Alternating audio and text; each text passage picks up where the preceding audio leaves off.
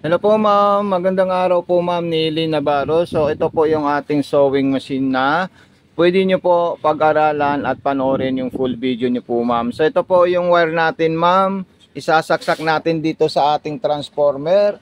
At itong saksakan na maliit niya, dito po siya ma'am, ayan. Sasaksak nyo po dito yan ma'am, okay? Huwag nyo po kalimutan isaksak dito ma'am ha, kasi importante po dumaan dito at saka dito po ma'am. So ma'am Nili, ito na po siya ma'am. Unang gagawin po natin ma'am, at ito po yung mga freebies natin ma'am. Okay. So mamaya ipapaliwanag ko po sa iyo paano po natin gagamitin yung pang-aging. So mag-focus muna tayo sa mga multiple design at paglalagay ng sinulid sa itaas papunta sa karayom. Unang gagawin niyo po ma'am Nili, so itataas niyo po yan. Then ito po ilagayan natin ng sinulid. Isusunod po natin dito ma'am. Ayan. Okay. Then, dito po ma'am, ididi nyo po siya dito ma'am. Ayan. Sasarado nyo po siyang ganyan. Itaas nyo po yung hook. Then, isabit nyo po dyan. At, idedire-diretso na po dito ma'am. Ayun po siya ma'am ha. Ayan. Palagi nyo po ito papanoorin kasi importante po itong video natin. So, ayan po ma'am. Ipapasok ko na po sa butas ng karayom po ma'am. So ayan po siya ma'am, ipinasok ko na po siya sa butas ng karayom. Pagkatapos po natin dyan ipasok, then kukunin natin sa likod. Ito po siya ma'am. Then sa ilalim naman po, pwede niyo po ito tanggalin ma'am, para mas maganda po ang paghatak nyo dito. Ayan. Then ito po siya ma'am, yung bobbing natin. At may mga freebies din po ito ma'am. Okay? So pag magre-refill po tayo ng sinulid po ma'am, ilalagay nyo po dito ma'am. Then itutulak nyo po doon. Ayan po siya. At pepindutin nyo po yan ma'am. So ayan po siya ma'am. Ayan. Nagpupundo na po siya ng sinulid po ma'am. Okay. Stop natin siya. Tanggalin natin. At ilagay natin siya ma'am. Okay. Then ilalagay po natin dito yan ma'am. Ayan. Then meron po tayong sabitan doon ma'am. Nakikita nyo po siya ma'am. Ayan. Isasabit nyo po dito ma'am, para hindi po siya magtuwalya. So ayan po ma'am. Ayan. Nakasabit na po siya. Then ang gagawin niya po naman po dyan ma'am is hawakan yung sinulid na kulay white, tapos ikutin niyo po ito ma'am. Ayan. Para ma-pick up niya po yung sinulid natin dyan. So ayan po siya ma'am, okay. Then ilalagay natin yung ano niya. Tapos ilalagay po natin yan ng ganyan. Then ilalagay naman natin ito ma'am. Tapos susubukan natin yung lahat ng design na makikita natin dito bago po tayo mag-aging ma'am. Okay? Tandaan nyo po, ito po yung selector, makikita po natin dito. Ito naman po yung speed control kung gusto nyo pong mabilis or low speed. Then reverse, then button start, tsaka button stop. Then yung tension, pag maluwag yung tangi sa ilalim, magpa-plus po kayo dito na numero po ma'am. Pero normal po ma'am yung nakalagay na Chinese or Japanese version. Ayan po siya ma'am. Okay ma'am Nelly, so ito na po siya yung mga multiple stitches natin. Pipindutin natin ito ma'am Nelly. Ayan po siya. Naka low speed po siya. Then kung gusto niyo pong high, isagad niyo po yan ma'am. Ayan. Then pwede niyo na po siya i-stop po ma'am. Ayan. Okay, ito po yung mga normal stitch natin ma'am Nelly. Okay, so napaka solid po siya. Pakita muna natin sa iyo yung ginawa niyang stitches ma'am, para po meron po kayong idea kung para saan po ito. Okay, so ito po yung number 3, para po yan sa pangmaong na stitches.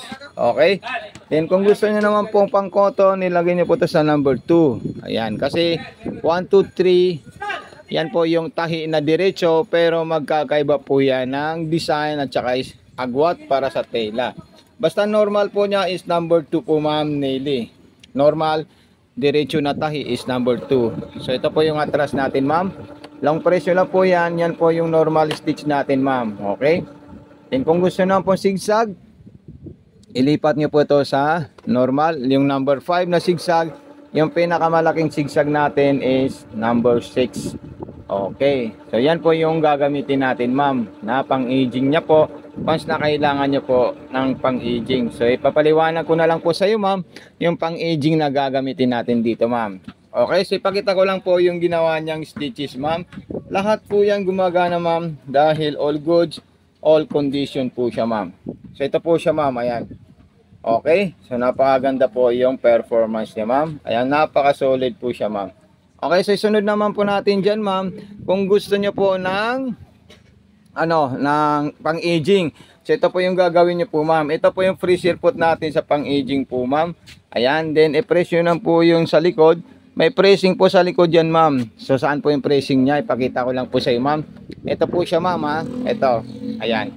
E-press nyo po yan, babagsak po yung universal footage natin. So ito po siya yung universal foot natin ma'am. Then ilalagay natin itong aging pressure foot natin. So ibababa po natin yan at itatapat natin siya para So ayan. So ayan po siya ma'am. So kumapit na po siya. Then okay na po yan. Then ibababa natin yung cutter blade ng sewing machine natin. So meron po yan cutter blade po ma'am. Yun po yung nagkakat ng tela sa ating sewing machine. So paano po siya? Ito po siya ma'am. Makikita mo dito.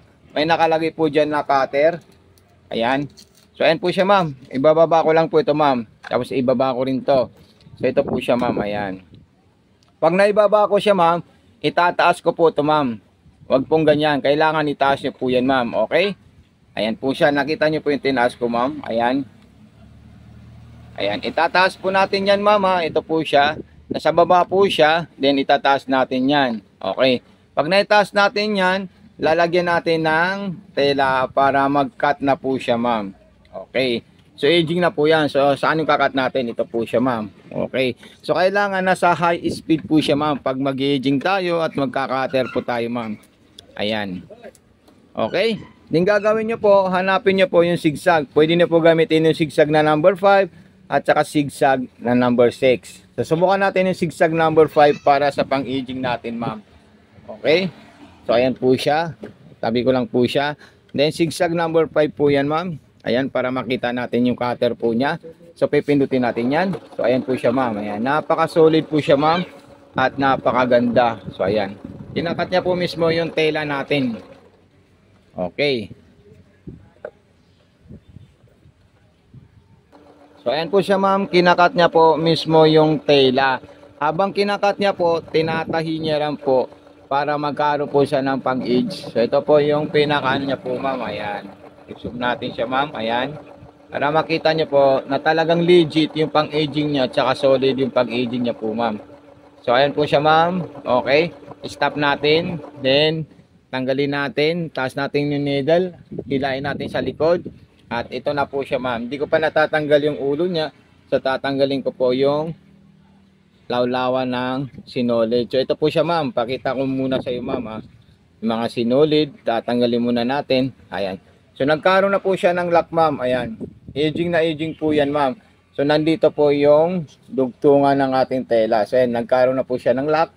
At napaka solid po ma'am. So ayan, napaka perfect. Yan po yung zigzag number 5 po ma'am. Ayan. Yung ginamit ko po is zigzag number 5.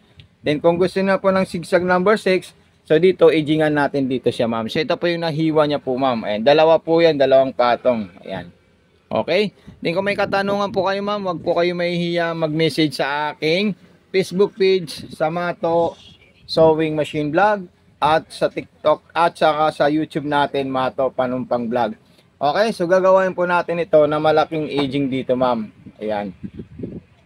So ayan po siya ma'am, ilalagay natin sa zigzag na malaki. Ayan. Para makita pa. Kailangan po iniikot natin ito ma'am. Tutusok natin siya ma'am. So ayan po siya ma'am. I-agingan niya po yung pinakalaylayan ng tela natin. Pero malalaki po yan ma'am at malalaki po yung tahi pang aging niya kasi malaking zigzag po yung ginamit natin. So ito po siya ma'am. Ayan. So ito po yung kinat niya ma'am. Ayan po siya. At ito rin po yung isa. Then tanggalin natin yan para makita nyo po yung malaking pang aging na ginawa ng ating sewing machine. So ayan po siya ma'am. Okay, so ito na po siya ma'am. Papakita po natin sa iyo yung ginawa po niya. So ito po siya ma'am, ayan. Napakalaki po yan. Kinat niya po yan sa ilalim. Inigingan niya po, ayan. So nakasarado na po siya ma'am. Ayan. So okay po ma'am. So maraming salamat po ma'am. At kung may katanungan po kayo ma'am, mag-message ka lang sa akin ma'am ha. Huwag po kayo mahihiya. Kasi meron po tayong card na ilalagay dito ma'am. So ito po siya ma'am, ayan. Lalagay ko po dito sa mga freebies ng ating sewing machine. Okay? So maraming salamat Ma'am Nelly Navarro. Thank you so much and God bless po.